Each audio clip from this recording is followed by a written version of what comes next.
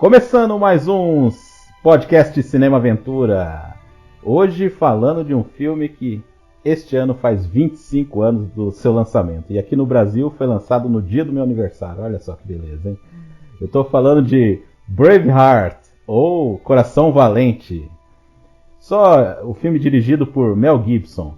Só falando que o podcast Cinema Aventura fala dos aspectos mais interessantes dos filmes mais emocionantes já feitos. E aí, nesse programa aí... antes eu vou falar sobre aqueles pequenos recados. Nós estamos no SoundCloud, no Spotify, no YouTube e no Podbean. E você vai procurar lá. Podcast Cinema Aventura. Cinema Aventura, tudo junto. Tem uma página também no Facebook, então, por favor, vão lá, curtam, se inscrevam no canal. E hoje comigo aqui, nesse programa especial aí, sobre o Coração Valente, ele que é o nosso gangster. Se você for lá no pôster lá do Cinema Aventura, você vai ver lá um mafioso lá. Então, é baseado na história real de Rafael Lima. Boa noite, pessoal. Boa noite, Marcos. Boa noite, Bruno. Estamos aí há 25 anos, junto com o Coração Valente aí, tentando ser valente a cada dia que se passa. E ele que proporcionou várias coisas aí do Cinema Aventura. O Cinema Aventura tá aí por causa dele também, viu? Ele que é o nosso outro lá que tá lá também, baseado na vida dele. Nosso bucaneiro, Bruno Silva. Fala, Lobo. Aqui nem sei o que significa, cara. É um pirata, viajando. Pô. Pirata. Hã? Pirata. Pirata? Bucaneiro é pirata. Eu cometi um ato de pirataria ontem, que eu baixei o Coração Valente pra assistir, pra falar aqui. Oxe. Quer dizer, eu comprei. Não, esse eu tenho DVD. Então é isso aí. A gente vai dar umas pinceladas aí nesse filme aí, que é um épico controverso, né? Porque ele tem imprecisões muito grandes, mas que muita gente gosta. Eu acho, particularmente, eu gosto bastante do filme. O Bruno também, eu acho que gosta, mas ele tem umas ressalvas. E o Rafael é super fã do filme aí. E dá uma Rafael é tiete do Mel Gibson. Não, eu sou o tiete do William Wallace, é diferente. Tiete do Mel Gibson. Então Chama de Mel. De Gibzinho. Ô, Rafa, dá uma sinopse aí, vai ser mesmo, vai.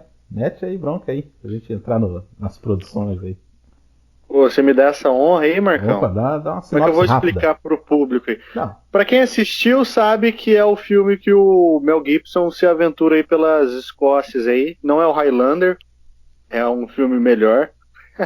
Pode ser polêmico aí.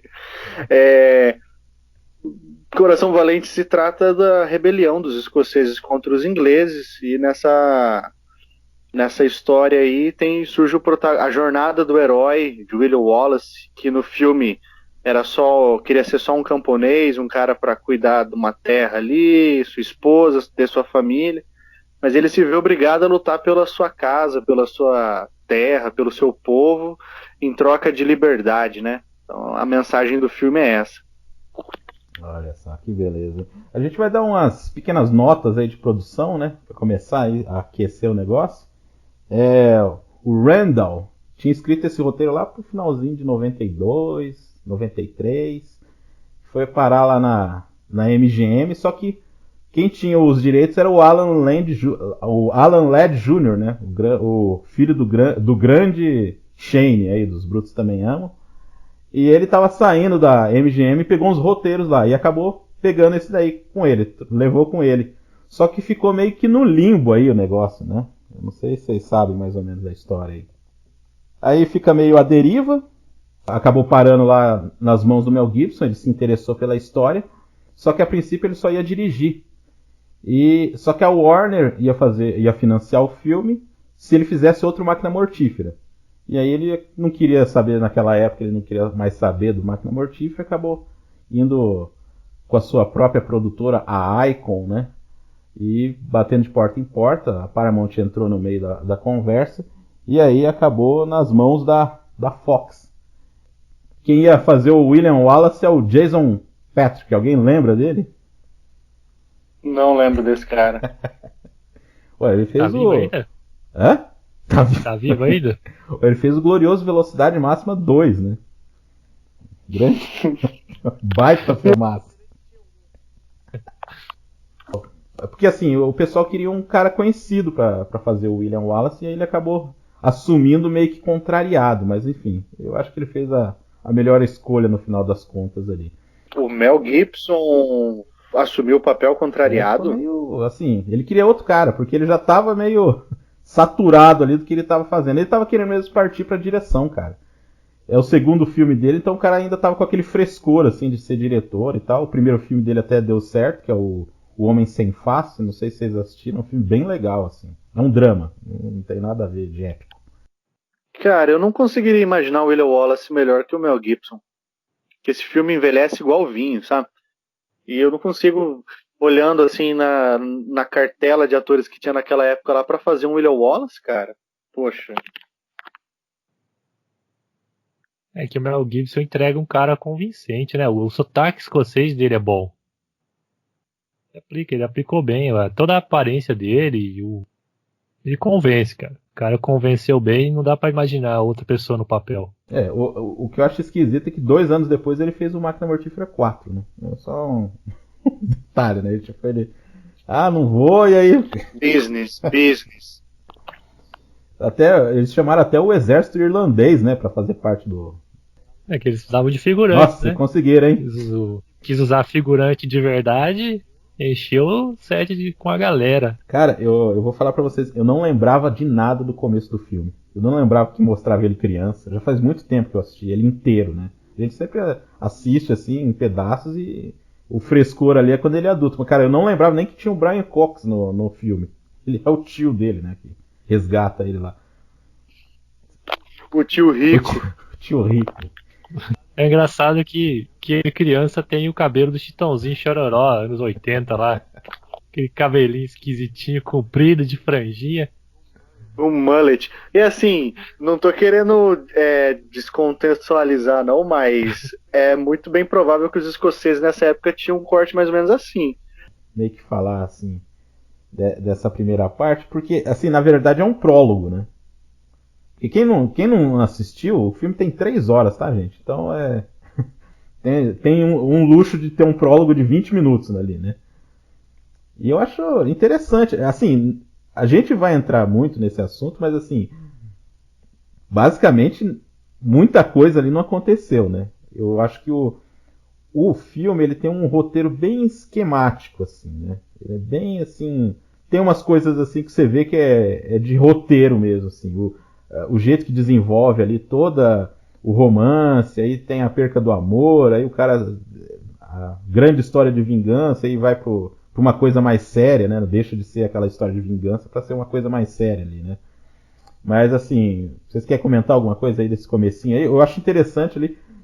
Mas assim, eu acho que é estruturado de um jeito assim que. Assim, no começo ali do filme, eles vão apresentando uma situação que estava acontecendo ali na Escócia. Eu não sei se há muito tempo, né? Mas pelo menos ali a história conta do William Wallace, então eles pegaram ele desde criança ali acontecendo ali toda a invasão e tal. E eles encurralam, eles vão fazer um acordo lá com os nobres escoceses e acabam encurralando eles lá numa casa lá e quando as crianças chegam lá, tá todo mundo enforcado lá. Eu acho bem forte até a cena, assim. O estilo Mel Gibson já aflorando, né? Tipo aquela violência bruta ali, né? A cena é bem chocante, né, cara? É bem realzão, o sangue e a criancinha assustada. Eu acho que toda cena de sangue tem que ter uma criança assustada pra dar mais drama ali, que é aquela quebra de inocência.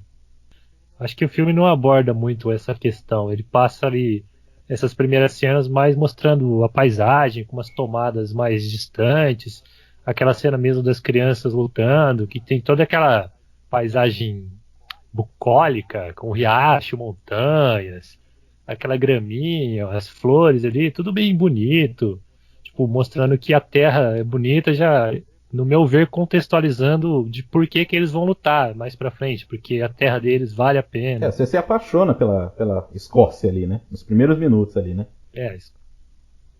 Detalhe que foi gravado na Irlanda, né? Pois é. Mas aquela trilha sonora do, acho que é James Horner, não sei como é que pronuncia o sobrenome lá. Aquela trilha sonora é incrível, né, cara? Arrepia. Tem uns tons clássicos de música escocesa ali, com os Gaita de fora. Eu acho instrumentais. muito bonito, cara. Eu tava.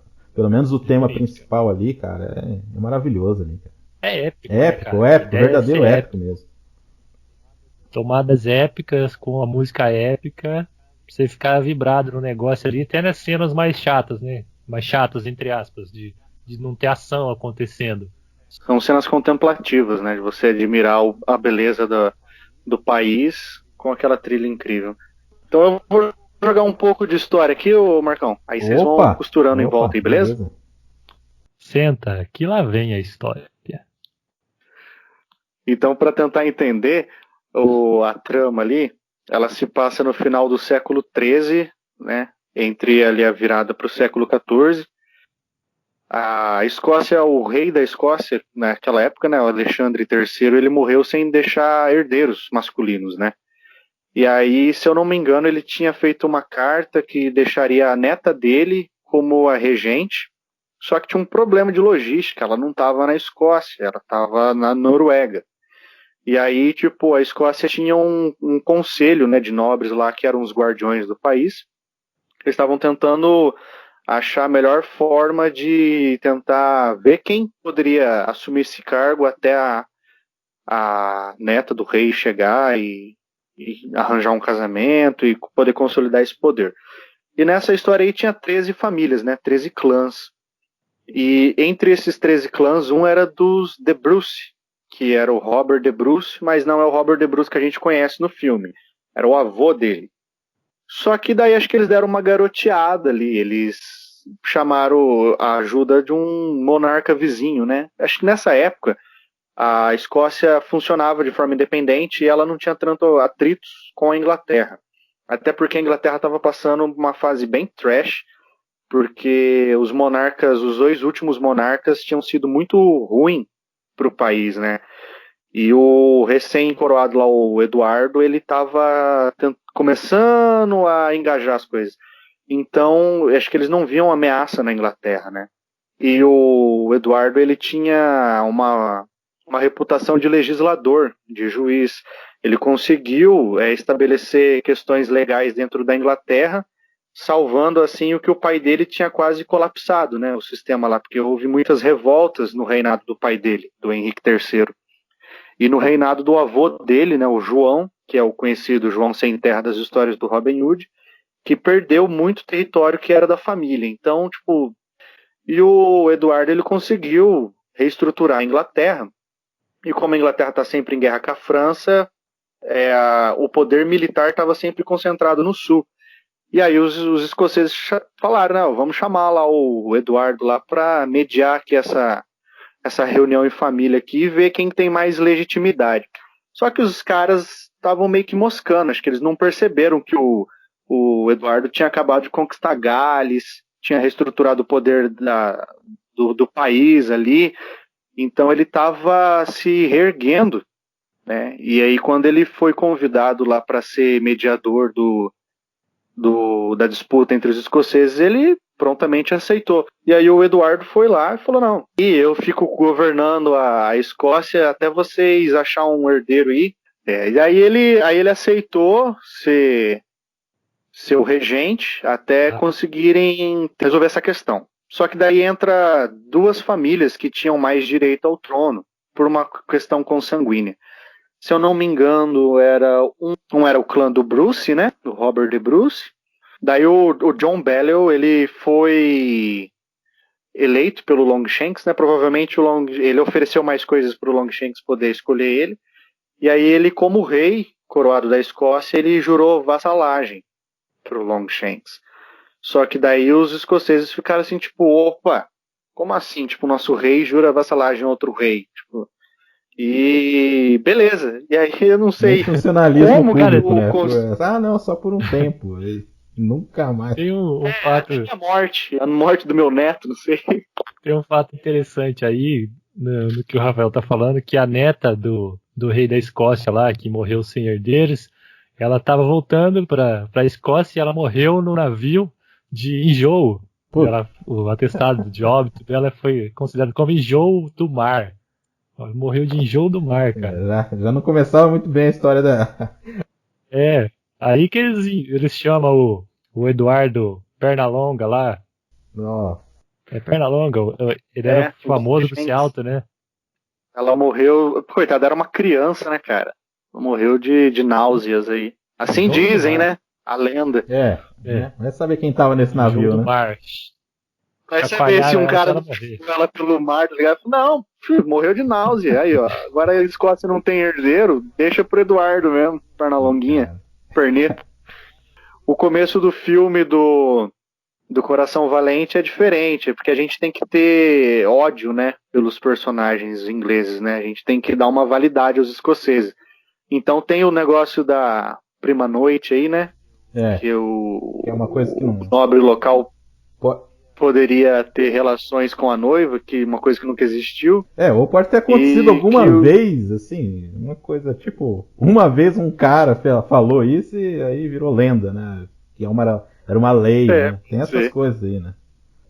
Tem que falar um pouco também, assim, já que a gente está falando do contexto histórico, porque assim, desde o início, o pessoal falou que não tem contextualização nenhuma. É inspirado num poema de um cara que viveu 100 anos depois do William Wallace. Assim, um documento muito específico, né? É verdade esse bilhete. Então, assim, cara, eu acho que nesse caso, e todo mundo que estava envolvido, o Mel Gibson, o Wallace lá, que não é parente do Wallace, estava sabendo. Então, eu acho que não tem problema, cara. O chinês faz isso direto, cara. Tem 1000 filmes lá sobre o Ip Man, que o cara fez tal coisa, ou sobre aquele médico que também lutava artes marciais, que os caras viram lenda mesmo, né? Acho que a mensagem do filme não se estraga por causa disso, né?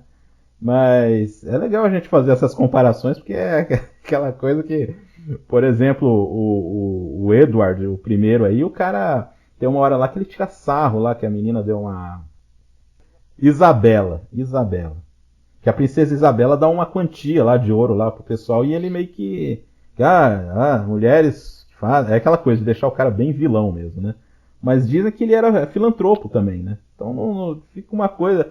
É que nem você falou, é pra ficar com raiva mesmo de todo mundo lá que é inglês lá. Exato. E assim, a gente precisa ter esse ódio, né, dos personagens ingleses pra gente simpatizar com os personagens escoceses. Mas o Longshanks ele era um comandante militar muito bom. Ele tem a fama de martelo lá dos escoceses, né? The Hammer of Scots. E o Longshanks, ele reinou com mão de ferro mesmo, assim, sabe? Ele conseguiu reerguer o país dele e conseguiu expandir muitos territórios. Então, porque o começo do filme mostra eles treinando com pedra, né? Tipo, a gente tá treinando com pedra aqui porque os ingleses não deixam a gente treinar com espada. Tinha uma câmera na árvore. Não existia exército antes, né? Era só o pessoal, coitado lá, que tava lá, né? Pior que os caras são descendentes dos celtas, né? Tipo, os guerreiros que seguraram o Império Romano ali. Aí eles vêm me falar que os caras treinam com pedra. Aquele comecinho, cara, você tinha comentado... Meu, parece o Robin Hood mesmo, assim. Até aquela disputa que ele tem lá com... Como é que é o olho tonto, né? O Hamish lá. Hamish Campbell. Que eles começam a jogar pedra lá e tudo, assim. É interessante, assim que eu lembrei na hora do Robin Hood lá no desafio lá. Sim, do Robin Hood de João Pequeno. É bem parecido, né? Porque é um grandão, um brutamontes e um mais esguio. Né? O bom e velho Davi e Golias, né? Foi bem isso mesmo, cara. É aquela história da estratégia, né, cara? Que desde o começo do filme o tio dele já fala que antes dele aprender a usar a espada, tem que aprender a usar a cabeça. Ele já estava sendo criado para ser um general. Aí, quando ele volta adulto, ele já mostra ali que ele sabe usar a cabeça. Que, tipo, com uma pedrinha pequena ele pode fazer um estrago. Eu acho que esse lance das pedras aí, acho que também é construção de mundo, né? Porque a gente precisa estar adentrado dentro da cultura dos escoceses. E era um esporte muito comum entre os escoceses, o arremesso de pedra, arremesso de tronco. sabe?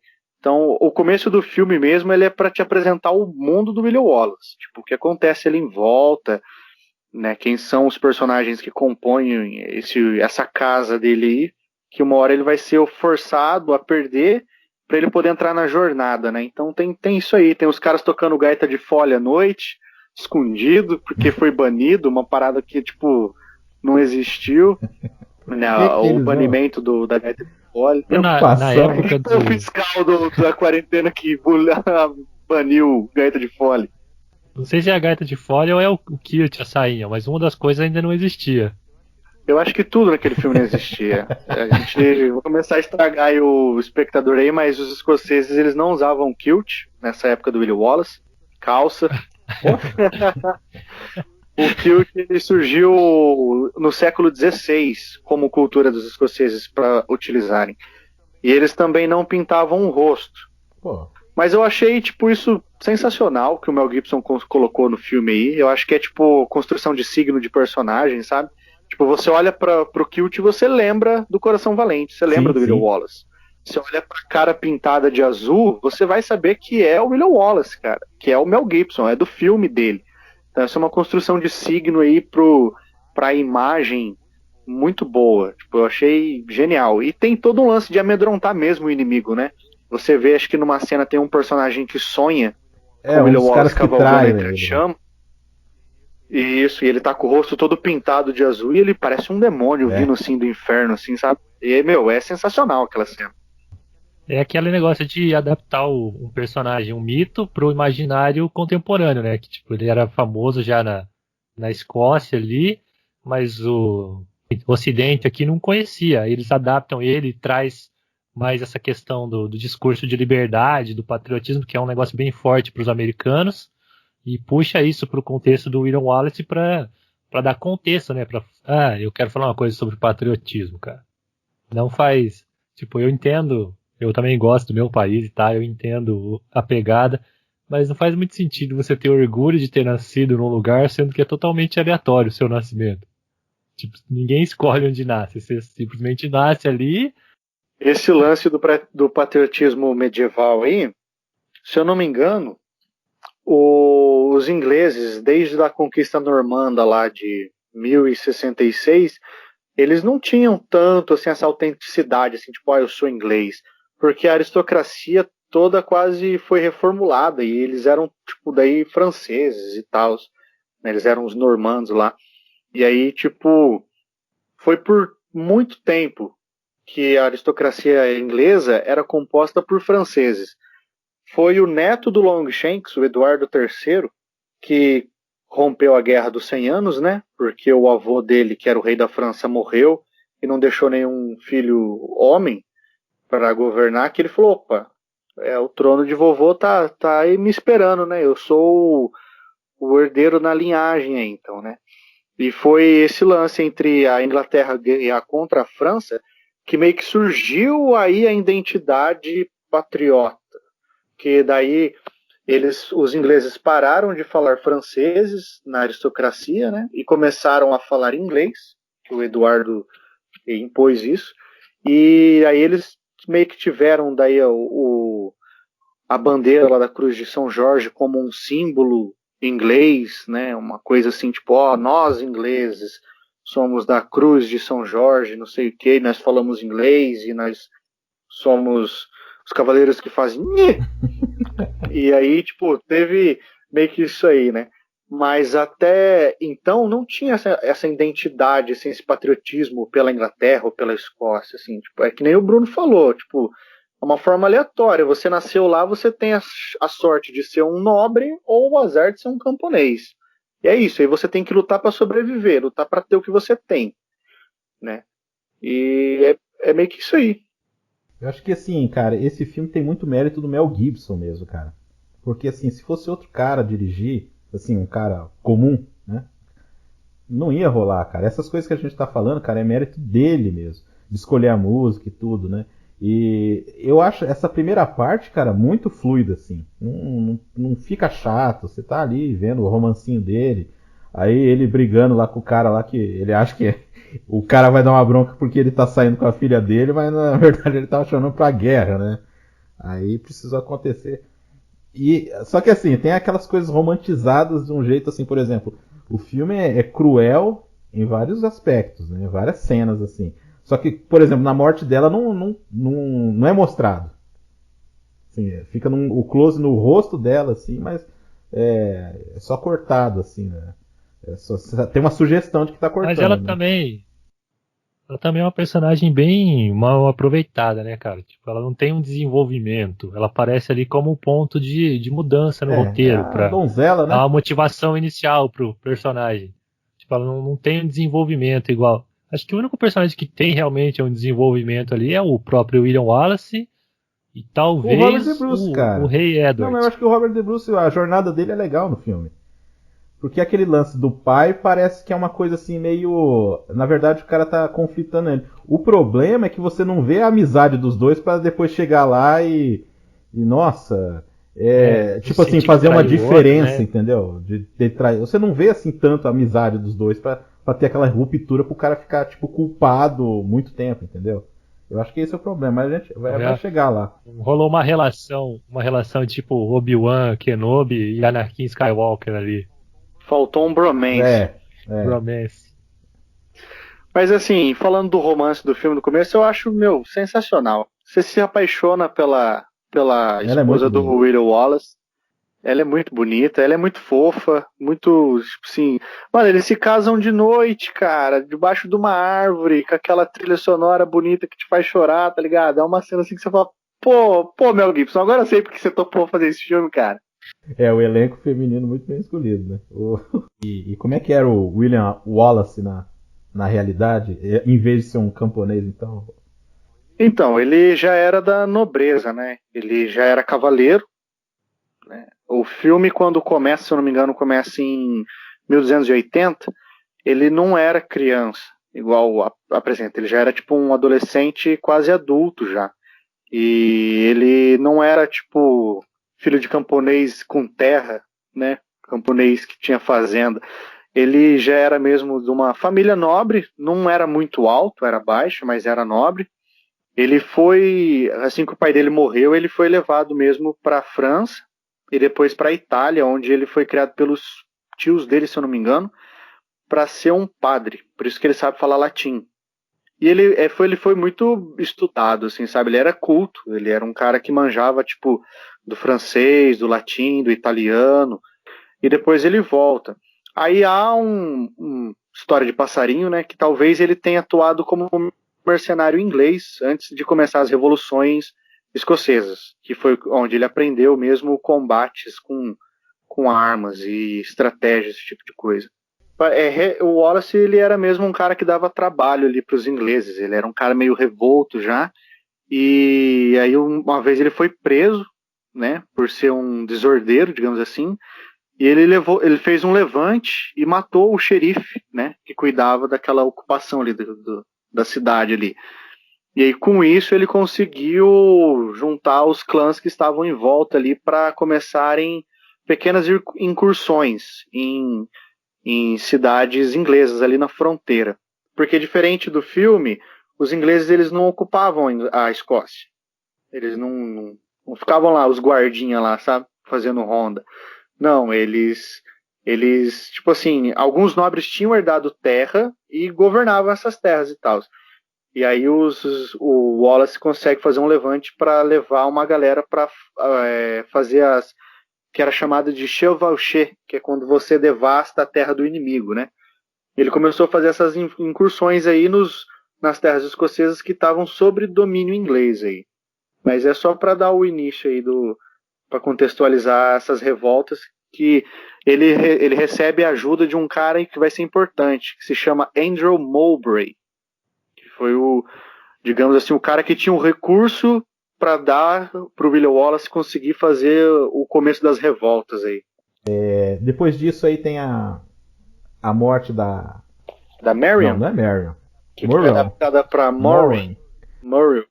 Eu acho legal ali a investida deles ali, é bem legal assim a cinematografia ali, cara. Os caras é aquela coisa selvagem ali, os caras vão, sabe, atacando e vai matando, e o cara lá da primeira noite lá, o cara ficou meio com medo ali dos caras ali, porque tem uma hora assim que fica um cerco assim, só fica ele e um outro cara lá. Aí o cara já... Ali já é apresentado então também o pai do... Assim, um pouco antes no casamento lá, da primeira noite lá, foi apresentado um personagem que eu assim, acho interessante, que é o pai lá do Hamish lá. Aquele é Highlander, né, cara? Porque já no começo do filme, nessa cena aí, ele já leva uma flechada no peito, né? Já sai louco pra matar os caras, né? Esse cara é muito animal. E é um velhão, cara. Isso que é interessante, assim. É tipo... É pra mostrar ali que os caras são foda, né? E o cara já leva uma flechada no peito. Depois, mais pra frente, vai acontecendo várias coisas com ele no decorrer do filme. E o cara não morre, cara. Esse personagem eu acho ótimo. Mas na hora que ele morre também, ele briga com os caras, tipo, me deixa eu morrer em paz, cara, sai daqui. Dá uma bronca lá do cara. Lá. Ele ri na cara da morte. Eu não lembro depois. Tá. E eu acho que se encerra também com o casamento lá do Eduardo II. Né, o glorioso Eduardo II que virou peça do Shakespeare. E aí? Quer falar um pouquinho do... Que ele era bem afeminado, né? As más línguas falavam que ele gostava mais de estar na floresta, nos bosques, caçando com o melhor amigo dele, do que fazer qualquer outra coisa, né? E esse casamento aí, ele acontece mesmo, né? O Henrique, ele casa com a filha do rei da França, mas não nessa época. A filha do rei da França, ela vai para a Inglaterra em 1304. E o começo da revolta dos escoceses ali é 1290 e uns quebradinhos, assim, sabe? Então, e ela vai para a Inglaterra como criança ainda. Ela deve ter por volta, acho que sei lá, pré-adolescente ainda, sabe? Por volta dos 10, 11 anos, por aí. Ele consuma, né? O casamento. E eles vão ter ao longo da história aí 5 filhos. Né? Então ele consegue gerar os herdeiros pro Longshanks. Isso porque ele ficava caçando com o amigo na floresta, hein? Isso que ele curtia caçar com o amigo da floresta. E assim, e ainda que a Isabela, ela dá um jeito de sumir com esse cara. Não é igual no filme que o Longshanks empurra ele da janela lá da torre lá. É a Isabela que trama. Com o amante dela, eles tramam um plano para poder se livrar desse maluco aí que ficava nas costas literalmente nas costas do Henrique II. Depois da revolta ali, que eles tomam a cidade, ele começa a ganhar fama, né? Eles vão tomando outros pontos, que daí o rei fica sabendo e deixa o filho encarregado de tomar conta dessa rebelião, de conter. E o rei vai acho que é pra França que ele vai tomar conta, o País de Gales, vai fazer alguma outra parada e deixa o filho dele tomando conta. E nisso o William Wallace vai ganhando fama, são cenas mais rápidas, até a gente chegar naquela batalha mais épica do filme, né, que tem aquele discurso maravilhoso lá, cara, que o Rafael tem múltiplos orgasmos só de ver aquela cena. É massa demais aquela cena. Lá no filme, lá o Robert Filho lá, né? Ele fica esperando alguém que nem o Wallace mesmo pra aparecer, né?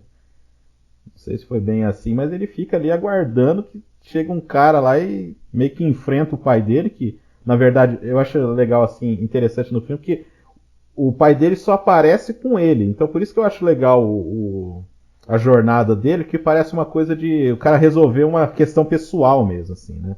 Porque, tudo bem, o pai dele não era leproso, mas assim, talvez pro cara o pai dele fosse um leproso, né? Ou coisa pior, né? Porque o cara realmente é um degenerado lá, o De Bruce VI lá, né? É o típico burguês babaca.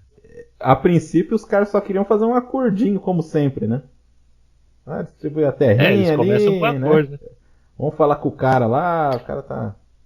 Esse é o problema das elites, né, cara? Desde sempre o cara que é elite, ele quer manter o dele e os outros que se ferrem.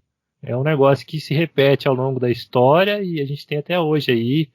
A elite mantém o dela e deixa o pessoal mais pobre se ferrando sempre. Que é o cara que vai pra guerra e morre pro rico manter a terra. Eu acho legal nessas partes aí que a gente começa a ter as cenas de ação com cortes mais rápidos.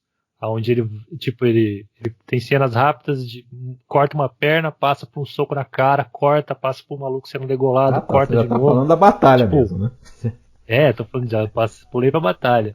Que é quando te deixa empolgado mesmo no épico da batalha. Tipo, você sente ali o negócio que eu acho que é uma cena que influenciou batalhas ao longo do cinema ali, como Senhor dos Anéis. Isso que eu ia falar. Eu acho que antes dela ali, no cinema moderno, assim, cara, talvez o Henrique V, que é uma cena assim, a batalha assim não é tão longa, não é? E também eu acho que não é tão brutal, é bem feita assim, mas eu acho que realismo assim de ser violento ali, eu acho que o Coração Valente fez escola mesmo, cara. Ele inspirou muitas cenas de batalhas ali, né, cara? Ela assim é muito boa assim, cara, desde o comecinho lá a provocação ali que ele vai passando ali, ele só vai encarando o cara assim, e o cara fica olhando assim, meio de lado assim pra ele, assim, que esse cara, não sei o que e tal. Aí tal, eles voltam, vai ter batalha, então vamos lá e tal. O plano ali, que até virou meme, aquele negócio de... Esperem. Cara, é muito bem dirigido, assim, cara, porque você sente a tensão crescendo ali, cara. Sim, conforme os cavalos vão se aproximando e ele continua, espera, e os cavalos vão se aproximando e ele fala, espera, e você fala assim, pô, mano, vai atropelar todo mundo, e ele tá falando pra esperar ainda, e ele fala, espera mais uma vez, aí você fala que, mano, tá chegando e ele fala, mas não espera ainda, velho, é um negócio meio agonizante. E sempre ele mantém aquele corte rápido, né, cara? Cavalo, espere, cavalo, espere, cavalo, espere. É o corte, aí que tá, é uma diferença. É um corte rápido, não é picotado, né? Né? Coisa que depois, no fim do cinema de ação, virou moda, né? Porque a cena foi feita mesmo, né? Tipo, ele tinha todos os figurantes lá, ele não precisava ficar inventando coisa de ângulo e tal, ele só... Tipo, tava a galera cara, toda ali. Eu notei essa última revisão aí, cara, tem uns caras tocando gaita de fólio lá no fundo, né? Dos caras tocando gaita de fólio. Passa bem rápido, assim. Os caras... Tô tocando forró pros caras poderem entrar na briga, né? Mas assim, era comum um tambor, tá ligado? Pra poder fazer os caras se mover. Agora a gaita de fole, assim, daqui a pouco tá um cara com sanfona lá. Talvez, né? Não sei como é que foi a Guerra do Paraguai assim direito. Talvez os caras no triângulo. Essa batalha aí que o Bruno mencionou, que é a primeira grande batalha do filme, é a batalha de Starling. É muito boa, cara. É a de Starling Bridge, né? E ela não foi do jeito que conta no filme. Faltou uma ponte, né? Me desculpem. Faltou uma ponte, faltou um rio e faltou um castelo. Assim, o lugar lá, Starling Bridge, ele no alto da colina tinha um castelo que estava sendo ocupado pelos ingleses, né? Então toda a tropa foi movimentada para lá, né? E o objetivo dos ingleses era atravessar a ponte, pegar os escoceses e, né, picotar eles lá no meio. E se eu não me engano, eram 9 ou 10 mil ingleses que estavam lá contra 5 mil escoceses. E ainda o pessoal estava começando a ter a ideia de querer se juntar ao Wallace, que nem o Bruno bateu aqui a tecla aqui no nacionalismo, né? Tipo, isso não era uma coisa comum lá. Tipo, você era vassalo, você era fiel ao seu lord, seu vassalo ali, para quem você tinha juramentado a sua espada. Se ele tinha jurado para os ingleses ou para os escoceses, não era seu destino ali decidir, né? Mas quem já estava pronto ali era o Wallace e o Mowbray. E aí eles movimentaram o exército para essa ponte. E o interessante dela é que cabia apenas 2 cavaleiros por vez para passar, porque ela era uma ponte estreita de madeira. Então eles flanquearam a passagem ali da ponte ali. Eles fizeram ali um bloqueio ali e eles começaram a moer os cavaleiros que vinham. Tipo, não tinha como os caras passarem. E a batalha ali na ponte ali, ela foi severa, porque por mais que eram, digamos, entre aspas, assim, 2, 3 cavaleiros por vez, ainda assim a cavalaria ela é mais agressiva que a infantaria, porque você conta, né, com um animal ali, como arma também, né? E aí eles batalharam ali até a ponte ser desgastada, e ela se rompe no meio. E aí uma galera ali, dos ingleses que já tinham morrido pela batalha, outra galera morre quando cai no rio, e outra galera recua para o castelo de volta ali de Starling, porque não conseguia mais passar a ponte ali. Então, assim, aqueles 5 mil escoceses conseguiram essa vitória meio que na cagada, assim, sabe? Tipo, ó, porque eles contaram com um elemento surpresa aí, que foi o rompimento da ponte que impediu a passagem do exército inglês. Se eles fossem mesmo passar pelo rio, eles iam ter que descer muito o rio para poder passar numa parte que fosse rasa. Então eles iam perder muito tempo, porque daí os escoceses iam meter o pé, né? Ir embora. Então eles recuaram para o castelo e os escoceses conseguiram fazer essa guarnição, digamos assim. Meio que essa foi a batalha de Stirling Bridge ali. Mas o William Wallace ele é condecorado guardião da Escócia daí. No filme ele é feito cavaleiro, né? Mas na realidade ele já era um cavaleiro e aí ele é nomeado guardião da Escócia. Da batalha do filme, o que eu mais gosto é o discurso do Mel Gibson, cara. Eu quero acreditar que o William Wallace tenha feito aquele discurso na realidade, só que falado assim, tipo, eles podem tentar tirar nossas vidas, mas nunca vão tirar nossa liberdade, tipo, protejam a ponte. Esse era o complemento, sabe? Faltou. Eles podem até tirar nossa vida, mas nunca vão tirar nossa ponte. Não deixa os caras passar. Nossa, cara. Cara, esse discurso é muito bom, cara. Que eu até tava comentando com vocês em off aqui, que foi quando eu assisti ontem, foi a primeira vez que eu vi ser útil as minhas aulas de análise de discurso na faculdade, que eu nunca tinha usado ainda. Quando ele começa falando, né, filhos da Escócia, eu sou o William Wallace, ele já puxa ali dois negócios da análise do discurso, que é a reputação, que é quem era o William Wallace, que ele já era famoso, tipo, para mostrar quem que era, dar uma autoridade ao discurso, e o Filhos da Pátria para um apelo para a emoção dos caras, né? Tipo, Filhos da Escócia, eu sou o William Wallace. Ele já começa, ele fala quem ele é e apela para a emoção dos caras como filhos da Escócia, tipo, irmãos de uma mesma terra. É bonito ele puxar com isso, mas daí o cara ainda duvida, né? Que ele não é o William Wallace, você não tem bola de fogo. Ele dá uma zoada nisso aí, né? E ele usa um outro elemento ali que, tipo, você consegue prender atenção, que é o humor, né, cara? Ele puxa, ele responde na mesma altura e eleva um pouco o tom do debate ali, quando ele fala que se ele fosse o Wallace, ele matava centenas de homens e soltava bola de fogo e raios pela bunda. Tipo, ele faz uma piada ali, a galera toda ri e ele mantém a atenção dos caras. Aí ele volta para a afirmação de quem ele é. Tipo, eu sou, que ele fala mais forte, né? Eu sou o William Wallace. E aí ele puxa mais pro patriotismo de novo, aquele apelo à emoção. Eu vejo um exército inteiro de homens do meu país aqui para derrotar a tirania. Aí ele coloca um inimigo na cena. Tipo, ele colocou ali a tirania, não é nem os ingleses, é a tirania, que é um inimigo maior do que qualquer tipo de povo, é um ideal, um arquétipo, sei lá. Aí ele começa a puxar de novo para a liberdade, que é o sonho arquétipo do William Wallace, que a liberdade, tipo, é um sonho meio que inalcançável, mas é um sonho, ainda é um sonho que praticamente todo mundo tem. Aí ele puxa para isso. Vocês vieram lutar como homens livres, e homens livres que são. Que vocês farão com essa liberdade? Vocês lutarão? Tipo, ele põe os caras em xeque. Aí um outro soldado manda, né? Tipo, contra isso, nós não viveremos, nós fugiremos.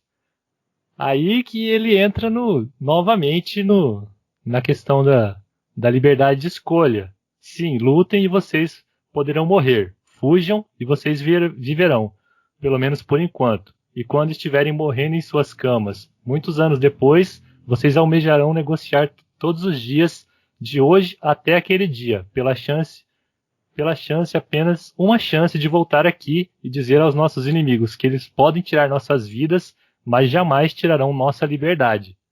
Rafael esse é o momento decisivo do cara, né? Tipo, cara, ele colocou ali. Tem um pouquinho de Henrique V aí no meio aí também, viu? Sim, o Bruno recitando esse texto, eu já fiquei arrepiado, cara. Imagina o Mel Gibson perto de você. É incrível, cara. Falando no meu ouvidinho assim, ó, Freedom. E o Mel Gibson em cima do cavalo, naquele sotaque escocês dele, e o Rafael pira. Mas é tipo, esse negócio de, só pra eu finalizar, cara. A minha palestrinha de discurso, que ele coloca aí em 2 minutos de fala, cara. O renome do orador, o apelo emocional, coloca humor Ele coloca repetição, que ele fala várias vezes, principalmente sobre liberdade. Ele tem palavras precisas, tem os contrapontos e ele encerra de um jeito marcante. Tipo, tem todos os pontos de um discurso perfeito ali que o cara faz em 2 minutos. Tipo, nesse momento a gente tem que pagar um pau pro Mel Gibson pela atuação, mas tem que pagar um pau também pro Wendell Wallace por ter escrito um texto assim, cara, porque paguei um pau legal eternamente, cara. E pro William Wallace, que viveu esse texto, né? Esperamos. É conhecido que eles usaram poucos cavalos, né? Ali na batalha quase cavalo todo mecânico ali, né? Só nos planos geral, assim, que eles colocaram cavalos, né? Mas que o Mel Gibson também odiava montar cavalo, né? A gente tava falando lá do Campbell lá, que mais uma perca que ele tem lá, né? Primeiro um pulmão, depois agora uma mão, né? Eu gosto das amputações do filme, que é igual o sabre de luz. Tipo, cortou a perna, nem sangrou, cara. Tipo, ficou de boa ali. Ah, da perna, né? É verdade, cara. Eu fiquei prestando atenção nessa parte da perna aí. Pô, velho. Acho que na hora que. Jedi, cortou, cauterizou. Não, cara, eu acho que na hora que mata lá o comandante lá do ataque lá, eu acho que também não tem sangue, ou tem? Não, tem. Corta a cabeça dele lá. Não tem, cara, não sangue. É engraçado que tá todo mundo sangrando lá, né? Mas aí na hora de você ver ali o sangue, coisa que ele mudou depois. Nas amputações não rola sangue. Depois um mísero chicoteamento litros de sangue, né? Depois ele muda totalmente. Imagina o Tarantino dirigindo um épico de batalha assim, cara. Não ia ter sangue falso no mundo pra filmar isso. Não ia. Aquela hora lá que os caras estão flanqueados lá, e aí os caras que eles começam a insultar lá os ingleses, aí os caras jogam as flechas, assim, cara. Eu sempre lembro daquela flechada na bunda do cara lá, cara. Verdade. Os escoceses fazem um bom dalelê lá pros ingleses, né? Isso é doloroso saber que esse bunda lelê não existiu porque eles não usavam kilt. Cara, tá errado, a história tá errada. Né? Tem que ter essa parte aí. Aquele plano lá que o Mel Gibson depois ele grita lá com a espada lá, cara. Aquilo é de arrepiar, né? Porque tá todo mundo morto assim, tem um monte de gente morta ali, aí os sobreviventes ali, aí o cara dá aquele urro assim e joga a espada assim no chão. É muito foda, né? Ali é épico mesmo. Faz o urro, cara. Ele faz o urro bonito ali.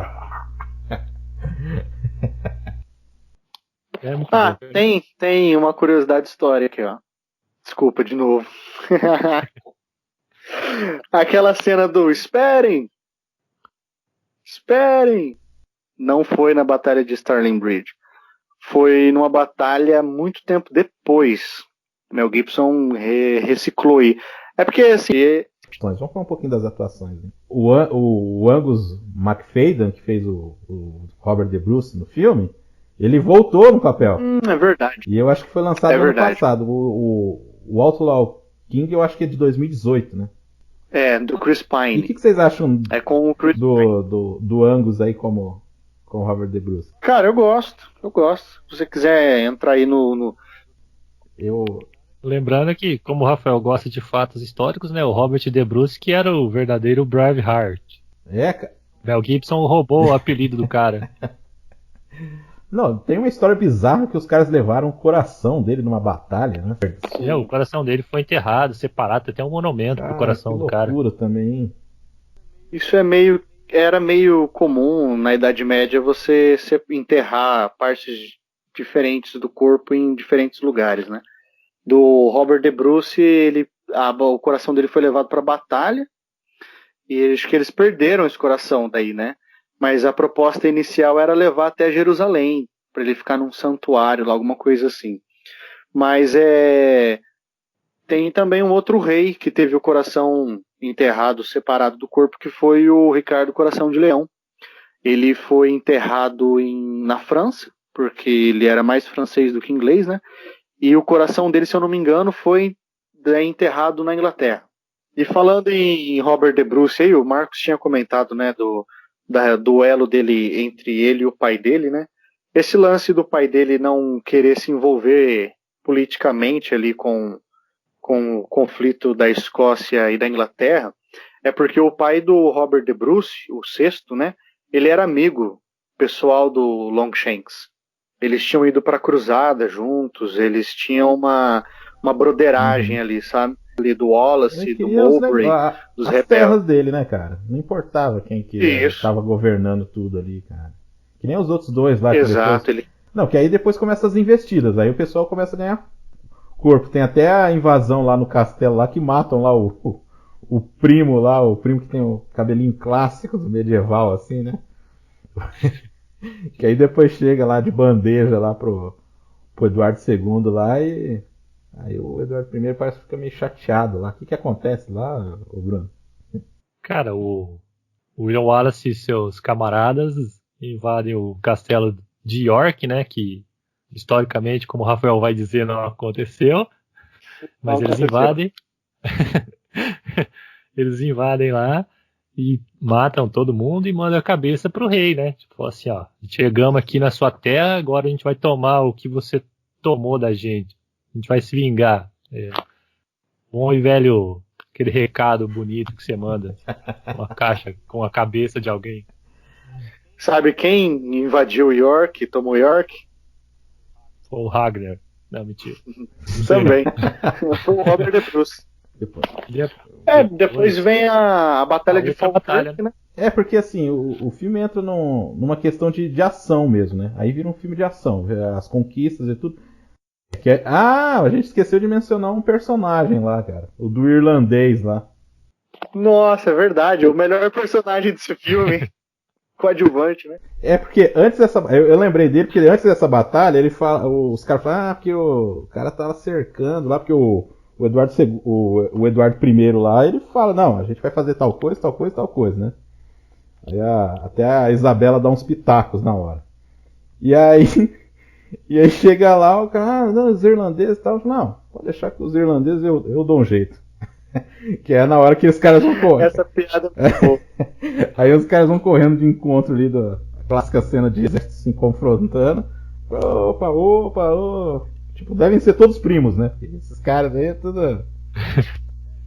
Justamente essa é a piada, né? Porque todo mundo fala que os irlandeses são primos dos escoceses. Tipo, são todos celta ali, são tudo parente ali. É muito engraçado se abraçando lá. O Robert tá lá junto com os ingleses, né? Eu acho assim. Eu acho bem desnecessário, assim, aquilo lá. Mas enfim. A reação do Robert de Bruce gritando quando o Mel Gibson tira o elmo dele e a cara de desolado do William Wallace. É legal. Aquilo tinha que ser estudo. Tinha que fazer, tipo, um quadro dos dois. Da cara do Robert de Bruce gritando e da cara do William Wallace desamparado, assim. Nossa, tipo, o cara tá derrotado, né? Porque ele já tinha sido traído, né? Aquilo foi uma facada, né, os outros dois lá, os caras vazaram. Na hora que era pra fazer o ataque final ali contra os ingleses ali, os caras vazaram, né? Os caras falaram, não, a gente já tem as nossas terras, né? O que eles queriam fazer anteriormente, eles fizeram ali, né? Burgueses safados, sempre terra, cara. Eu acho legal nessa cena do Robert de Bruce com o William Wallace, cara, que o Robert de Bruce fica igual a criança quando faz uma coisa muito ruim e fala, mãe, você tá brava? Aí a mãe fala, não, eu tô decepcionada. Tipo, ele fica com aquele, tipo, a criança que decepcionou a mãe, ele fica com aquela cara. Putz. É exatamente isso, cara. O irlandês chega lá e consegue salvar ainda o William lá. Aí depois... Pra ter mais uma hora de filme. Então... Só pra ter mais uma hora de filme. Porque depois ali os caras ficam meio passando nervoso lá, né? Os outros dois lá, né? Os caras começam a sonhar com o William Wallace. É a cena que o Rafa... Começa a ficar mais lenda. Tem aquela cena depois da cena do sonho, lá, aquele sonho que o William Wallace aparece meio demoníaco lá no cara, e ele entra de cavalo no quarto do cara, pisa no cara lá, muito insano aquilo. Aí depois tem um negócio esquisito que ele pula com o cavalo e aquele cavalão meio de madeira caindo duro na água. Cara. Aquele cavalo escroto. Fica bem doida essa parte do filme, né? Fica bem doida, cara. E essa cena do sonho aí porra, cara. Você fica com muito medo ali do William Wallace, né? O cara chegando. Cara maligno. E assim, quando aconteceu o negócio, eu ainda achei que o cara tava sonhando ainda. Eu também pensei que ele tava sonhando. Até essa última vez. Porque não é todo dia que você acorda com o William Wallace entrando no seu quarto de cavalo, né? Pra esmagar a tua cabeça, né? Bridge lá, aconteça, cara. Eu também não quero acordar com ele, não. Entre a batalha de Starling Bridge e a batalha de Falkirk, mais ou menos passa-se uma década. É que o filme não tem o tempo. Não vai né, dar pra tempo, contar não isso, vai dar né? tempo, cara, não vai dar tempo. Mas passa-se muito tempo. E tanto que essa batalha de Falkirk é a batalha que o William Wallace perde. É a batalha que ele é mesmo traído e ele perde essa batalha aí. É, O ali dá a Longshanks tá entender lá mesmo que e eles perderam ali, né? Cada um correu para um lado e já não tinha mais exército ali quase, né? Assim, naquela situação, né? há controvérsias aí de que o Robert De Bruce não estava nessa batalha. É por isso que eu falei, Tanto eu acho que que você. é dificilmente aquilo lá. O cara ia estar vestido ainda de cavaleiro ainda, uma coisa. Aí vai defender ainda o rei lá. É muito assim, você vê que é roteirismo, aquele negócio que eu falei no começo, né? É roteirismo ali. Ali você percebe que não foi bem daquele jeito mesmo, né? Fica bem escancarado, né? Se eu não me engano, cara, o Robert De Bruce nunca chegou a encontrar o William Wallace pessoalmente, historicamente. Tem isso aí. Mas eu aceito o roteirismo, licença poética é sempre bem-vinda. Eu acho assim que chegasse a conhecer, eles chegaram, né? Porque eles eram. Mas acho que ser bro mesmo, assim, como o filme quer tentar empurrar pra você, acho que isso não aconteceu. Fazendo paralelo com o filme do Robert De Bruce da Netflix, lá, o Outlaw King, o filme começa justamente com os escoceses se rendendo pro Longshanks, né? E aí o Robert De Bruce está lá ajoelhado, né, fazendo a jura de que não vai levantar mais uma espada contra a Inglaterra, contra o Eduardo, pipipipopopó. E os escoceses de fundo ali na tendinha estão comentando, tipo assim, o Wallace está lá em Falkirk, tipo, então, tipo, tá rolando essa batalha, entendeu? A batalha de Falkirk tá acontecendo, tipo, já se rendendo porque eles já tinham se desgastado, perdido a causa, eles não estavam mais vendo como vencer os ingleses, porque uma coisa acontece, o William Wallace, se eu não me engano, ele escalpela um inglês aí e anda com o escalpo do cara no cinto, e aí tipo, os malucos acham isso uma atitude extrema demais, sabe? E meio que assim, tipo, você levanta muito a ira do Longshanks, que até então é um comandante militar muito renomado, né?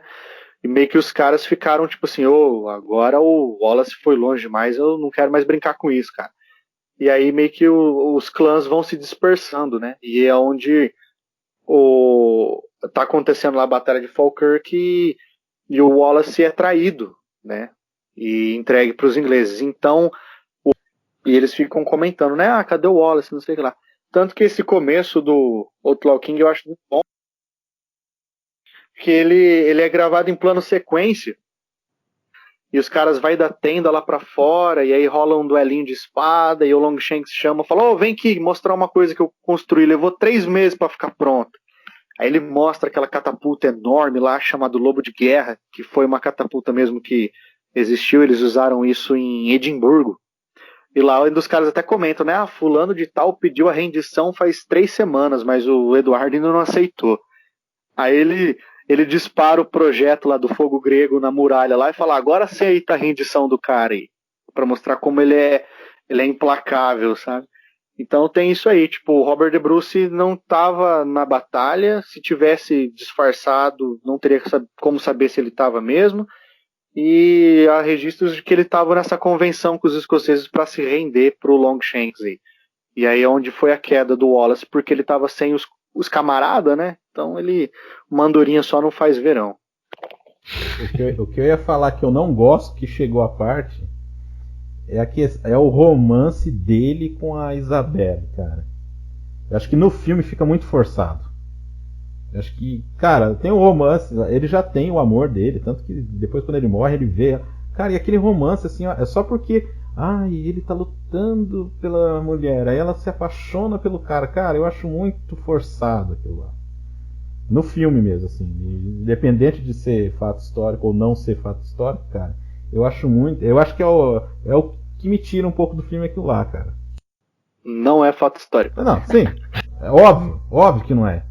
Mas eu também acho forçadão, porque tem já o romance dele do começo do filme, né? Que já é bonito por si só. E é uma parada que ele vê ela mais de uma vez no filme, né? Tipo, ela é a luz do fim do túnel dele. Tipo, toda vez que ele precisa lembrar do porquê que ele tá lutando, ele vê a imagem dela e fala, não, é por ela que eu tô lutando, sabe? Então já tem esse romance aí, não precisava mesmo dele com a Isabel. A luta pela liberdade é só pro soldado só, cara. Ele tava lutando por causa da mulher. Mó migué aquele discurso dele, então. Isso é tudo mentira, né? Tudo mentira aquele discurso. Canalha. Uma coisa que eu gosto da princesa, cara, a relação dela com o William Wallace realmente é mal feita e não faz muito sentido. Mas eu gosto quando ela fala no leito de morte do rei lá, que o filho dele nunca vai ter um herdeiro, tipo, dá aquela pisada no calo do maluco antes dele morrer. A pisada é legal. Né? Mais uma, corrigindo um fato histórico aí, o Longshanks morre depois do Wallace. 2 anos depois, né? E assim, cara, a gente chegou já na parte do Wallace aí, e a morte dele foi muito brutal, cara. Ele foi, tipo, mesmo enforcado e foi esquartejado, e aí a cabeça dele foi mandado para Londres, e os outros pedaços dele foi mandado para outras partes da Ilha da Britânia lá. Tanto que no Outlaw King tem uma referência legal, né? Que os caras estão na praça e falam, o Wallace chegou, o Wallace chegou. Chegou. Aí vai todo mundo na praça lá e tá o braço do cara pendurado lá no poste, cara. O pessoal fica chateado aquela Isso hora. foi o que fez isso foi o que fez a galera se revoltar, né? Fala, não, a gente não vai baixar a cabeça pros caras que fizeram isso com o nosso herói, tá ligado? A gente vai se rebelar. Robert De Bruce, salva a gente! É legal que, né, nessa cena aí, cara, quando ele tá indo naquela carruagem pra tortura, a galera começa a jogar umas frutas lá e joga um tomate que nem existia lá na região, um tomate. Mas pô, aquele errinho básico. Pô, meu, como é que... É foda também, né? Vai ver o que tinha lá no dia lá, que eles foram filmar lá, tem tomate. Ninguém vai perceber que não vai que não tinha tomate aquela. Nem existe tomate. Né, fez um sacolão. Eu queria falar da cena que ele é capturado, cara. Você vê no Robert lá que o cara, ele tava acreditando que ia ter um acordo lá e de repente os caras, ele vê assim, ele tenta falar alguma coisa, mas aí já, eu acho legal assim a cena, eu acho emocionante. Assim. Aí ele solta de novo a cara de menino que decepcionou a mãe. Mas aí ele não tinha culpa, né? Nesse caso ele, foi sem querer. Mas assim, pô, você tá no seu castelo, você vai receber o seu amigo pra fazer uma reunião e do nada surge tipo um monte de soldadinho de uniformezinho, inglês ainda, tipo, mano, aquela surpresa, cara. Pô, podia ter caprichado mais, hein? Putz, sei, aí o terceiro ato é basicamente isso, né, cara? É a captura dele e as torturas ali, que eu acho assim, cara, é fabuloso também, cara. Que nem vocês estavam falando da entrada, cara. Já começa aquela. Já fica meio, pô, né? Porque assim, ele tem que confessar lá que. Como é que é? Ele tem que admitir, né? O rei. Pedir clemência pro rei, admitir que ele é o rei mesmo. É legal que no julgamento o cara fala, você é o traidor aqui, não sei o que e tal. Ele falou assim, mas como eu sou traidor, eu nunca jurei nada pro cara, né? Eu gosto muito desse final, cara, que ele volta pro cara que ele é torturado pelos seus algozes lá, ele sofre, mas ele nunca desiste do sonho dele de liberdade. E ele tem até ele ser amarrado ali a uma cruz naquela versão final, que uma representação de um Cristo que se sacrificou pela liberdade de muitos. Que é mais uma liberdade de roteiro ali para contextualizar melhor o personagem como um herói de muitos, o herói da liberdade, um mito religioso, uma lenda, que é o que no filme deixa a entender, né, que ele vai inspirar uma nova revolução que vai levar à liberdade da Escócia, que somente um grande mito, uma grande lenda pode inspirar tal coisa. Um mártir, né? Mártir. Não, e a construção pro grande finale ali é muito boa, né, cara? Porque ele tá sendo torturado ali, o pessoal tá ali na plateia, você vê que tem uns amigos dele mocados ali, né? Falando assim, vai, pede misericórdia, não sei o que lá. Tá a expectativa ali, o Perneta tá na janela. Ele é eviscerado, cara. É. Não, e aí vai indo, a música vai ficando baixa e tal. Aí até que alguém solta lá, pede uma mulher lá, eu acho que ela fala assim, pede misericórdia. Aí todo mundo já começa o burburinho ali, né, cara? Aí ele solta no A hora que o máximo, público a hora que o público começa a mudar de ideia, né? Tava todo mundo empolgado com a tortura, e aí a galera vê que ele não vai morrer por aquele ideal, e o pessoal começa a ficar com dó dele. Fala assim, não, pede clemência, cara, pede clemência. O pessoal começa a sentir um pouco da dor dele. Tipo, naquele momento ali, antes de ele soltar o Liberdade, ele começa já a se tornar mais uma lenda. E é um plano bonito, cara, porque aí a mulher dele passa assim, vai focando assim, a mulher dele assim, passando no meio da multidão e vai pro rosto dele ali. E ali, aí o cara que tava liderando ali a execução ali, o cara também fala, mata o cara logo. Vai ser assim mesmo. Assim. Então... O Perneta tá na janela do castelo lá, tipo, moribundo, assim, tipo, será que ele vai pedir clemência? E todo mundo ali, vai, pede misericórdia. E aí o cara fala assim, o prisioneiro quer falar uma palavra.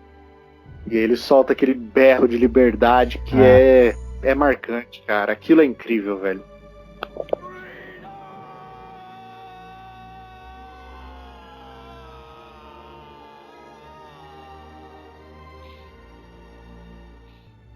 É muito icônica, né, a cena, né, cara? Acho que dificilmente alguém vai fazer uma cena igual aquela lá, né? Dessa questão de liberdade aí, cara.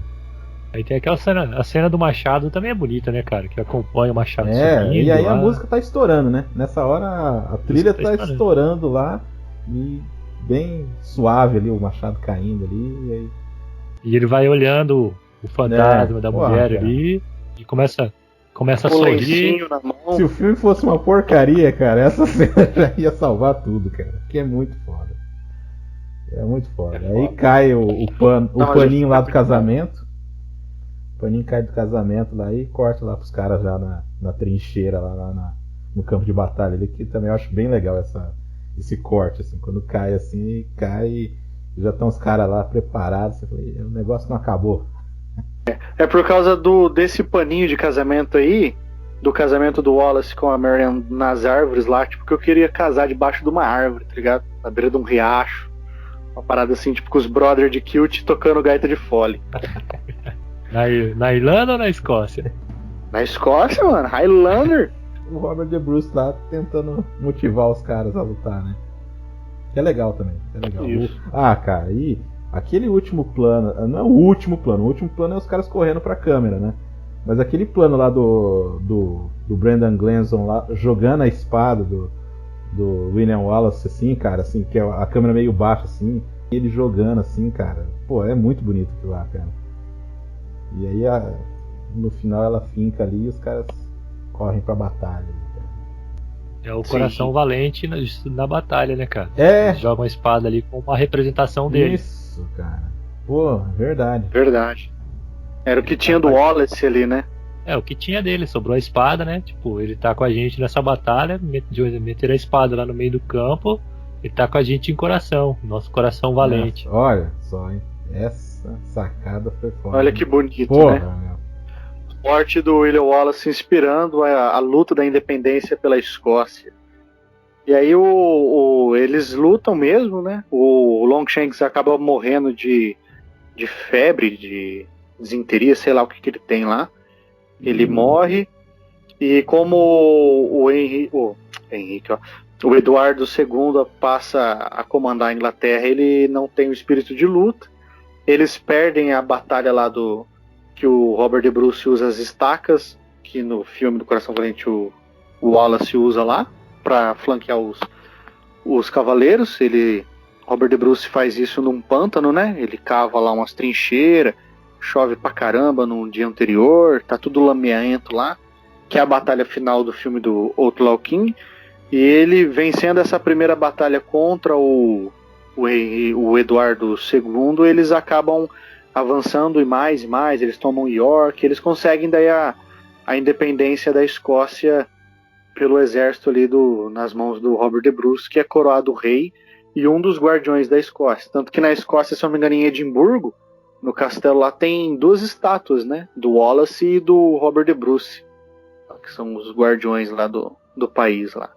É bonito pensar que a morte do Wallace inspirou o espírito de batalha do Robert De Bruce, só que é triste saber que anos depois o filho do Robert De Bruce perde essa independência quando vai lutar contra o neto do Longshanks e o Eduardo III aprisiona ele na Torre de Londres. Tá enrolado até hoje, e aí ficou aí centenas de anos enrolado isso aí.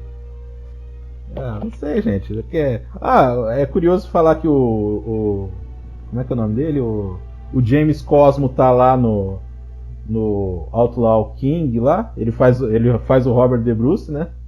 Lá o Campbell vira o rei, né? Nada das contas. E não sei, cara. Eu acho que eu acho que a gente falou bastante coisa, né? Falando tudo, né? Tem mais alguma coisa aí que a gente esqueceu? Vocês querem dar uma pincelada final aí do filme? Bruno? Bom filme. Só isso? O que você mais... Cara, eu acho que o filme ele é um filme muito mais feito pro público americano do que pro personagem histórico William Wallace, que ele é muito mais um herói moderno americano, o cara que é patriota, com senso de justiça, com senso de liberdade, tipo, é tudo que o americano médio gosta de ouvir e de ver numa tela, né, cara? Acho que o personagem foi totalmente remodelado para se encaixar no molde de um herói americano.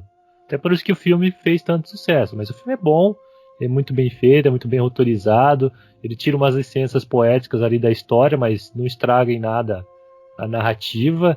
Você assiste numa boa ali, acho que só se você for escocês que você não vai gostar muito. Pra mim é um filme incrível, cara, sem defeitos. Pô, eu gosto pra caramba do filme. Eu acho assim, que o filme ele vai bem desde... tudo. Apesar de todos os pesares aí, né? Não, tem que tirar o chapéu aí pro Mel Gibson, que conseguiu condensar todos esses 50 anos aí de guerra aí, cara, para contar em 3 horas aí, porque é muita coisa, cara, é muito personagem, é muito conflito envolvido.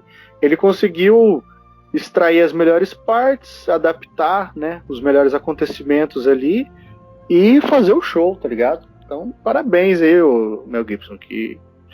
Mas assim, desde a fotografia, cara, da paisagem, da trilha sonora... O fotógrafo, ele é muito foda. Sim, meu, da trilha sonora, da fotografia, das cenas de batalha, de ação. Pô, o filme de 95, que nem o Marcão falou, tipo, antes disso, o que tinha? Tinha o Henrique V, o Excalibur... Que não é focado, né, nas batalhas, né? Na verdade é só na fantasia. O Robin mesmo, Hood, né? O Robin Hood do Kevin Costner, tipo, não tinha tanta coisa assim, sabe? E aí ele chegou e inovou. Tem 2 cenas de batalha grande, violenta, extensa, muito bem feita, cara. Tipo, te empolga, sabe? Tipo, meu, um showzaço. Show, Rogério. Show. Show. É isso, galera. A gente tá encerrando aí. Da minha parte, eu acho que é um ótimo épico. Tem esses problemas todos de ser impreciso, mas, por exemplo, o Apocalipse eu adoro também. Então, então, Mel Gibson, assim, pelo menos na parte da direção, é um cara, assim, muito bom. E, pô, adoro o filme. Muito pela trilha sonora também. Sophia Marceau, linda. E é isso, gente. Eu acho que quem não assistiu tem que assistir. E quem já assistiu se delicia, cara, porque é inesquecível mesmo. Então é isso, gente. Falou, Bruno. Até a próxima, hein? Falou, Lobo. Até a próxima. Rafael, valeu. Valeu, galera. Vocês podem tirar nossos downloads, mas não podem tirar o nosso podcast. Isso aí, gente. Valeu. Um abraço.